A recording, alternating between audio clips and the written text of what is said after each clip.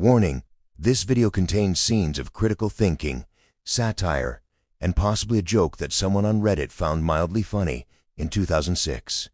Viewer discretion is advised.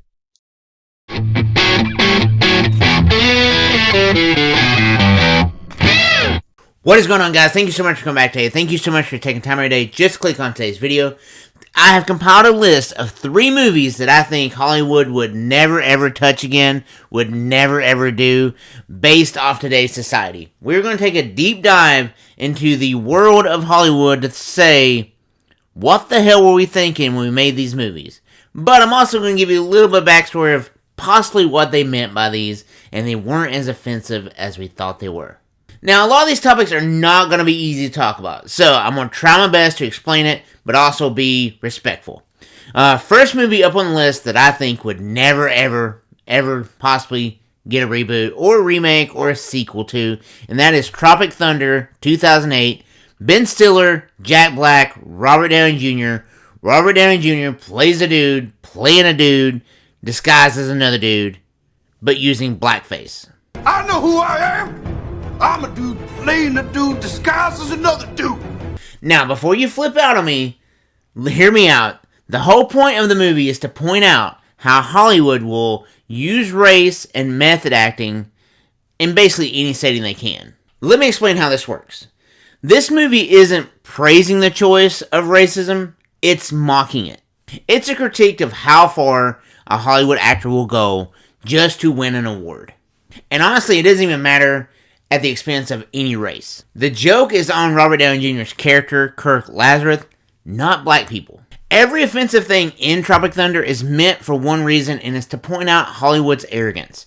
I mean, just look at some of the characters from the movie. You have Tom Cruise, who plays the greedy studio executive, basically character of himself. You have Ben Stiller, who plays an actor who thinks he's helping out the mentally disabled in the movie Simple Jack, but he's only making things worse. If anything, Tropic Thunder does an amazing job of just holding a mirror up to Hollywood saying, this is how you are and this is how you act. Thankfully, they made us laugh the whole entire time. And also make us do a little thinking along the way. Number 2 up on the list, Ace Ventura, 1994, Pet Detective. Okay, this movie, Jim Carrey plays a pet detective just like the title suggests. He's trying to solve the crime that someone stole the beloved mascot of the Dolphins named Snowflake. This is a very slapstick comedy that should not be taken serious at any moment. Like, seriously, there's not a serious moment in this whole entire movie. But the scene in question. Ace solves the mystery of Einhorn and Finkel, Finkel and Einhorn. Einhorn and Finkel. Finkel and Einhorn.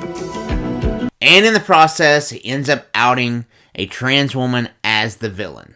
And basically the whole third act of the movie is just one really long punchline.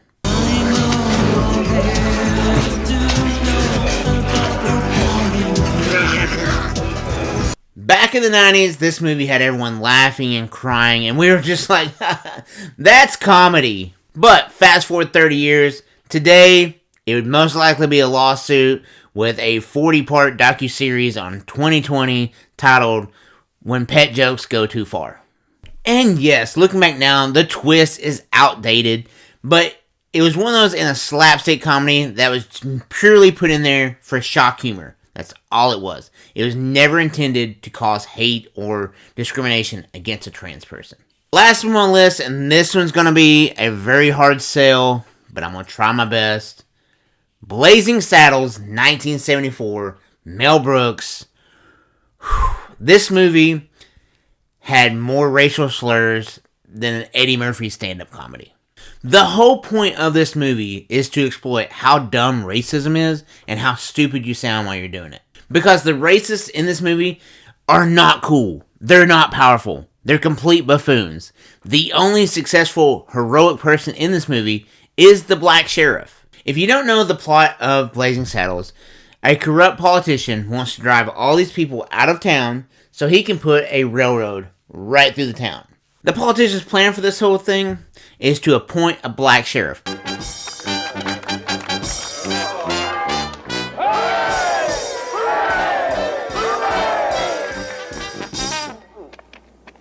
Because his thoughts would be that the townfolk would run him out of town and the whole town would just erupt.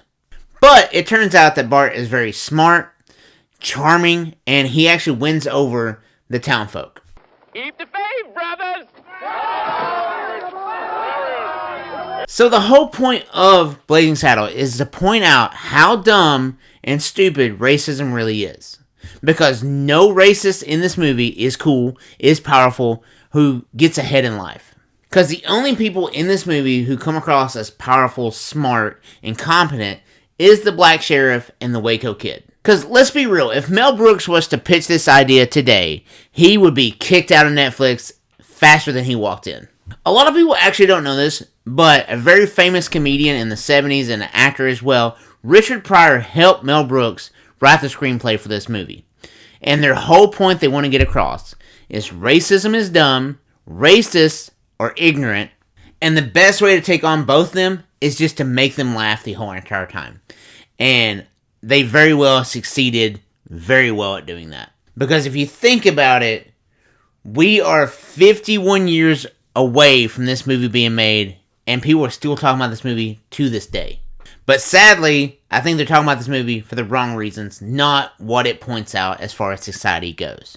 But in the end of it, Sheriff Bart wins, the town is evolved, the racists are pointed out like clowns, end of story. Blazing Saddles is very misunderstood. Now look, not every joke ages like wine. Some of them age like spoiled milk, but that doesn't mean that we throw out the whole entire fridge just because of one movie. Comedy is meant to push buttons, not to fill out HR paperwork. Because let's be honest, if we canceled every single movie for something that offended someone, we'd probably only be left with like Free Willy and Homeward Bound. And I would even say that some of those animals, their views were a little questionable. So before we go canceling every single movie that made you feel a little upset, that hurt your feelings a little bit, how about we stop, take a breath, watch the movie for the context and the point that it's trying to get across, and try to laugh. Because laughing is not a crime. Yet. But guys, if you did enjoy today's video and you did find something informational, please hit the thumbs up button down below. That's the best way to help support me, help support this channel.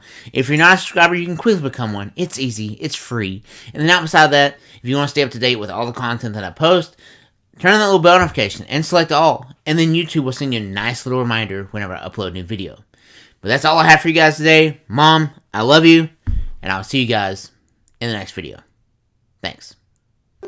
Hey, if you want to watch another video, click here. If you want to subscribe, click over here.